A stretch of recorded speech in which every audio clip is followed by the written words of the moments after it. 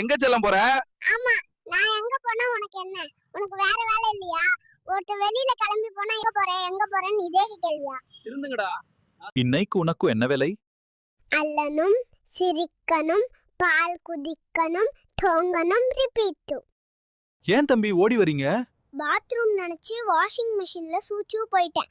அம்மா கிட்ட மாட்டினா அடி வெளுத்துருவாங்க, அதான் ஓடிட்டேன். உங்க பேர் என்ன? இன்னும் எனக்கு பேர் வைக்கலைங்க. நீங்களே ஒரு நல்ல பேரை கமெண்ட்ஸ்ல சொல்லுங்க. எங்க இவ்வளவு அவசரமா போறா? பால் குடித்து குடித்து டயர்ட் ஆகிவிட்டது, அதனால அண்ணாச்சி கடையில பூஸ்ட் குடிக்க போறேன்.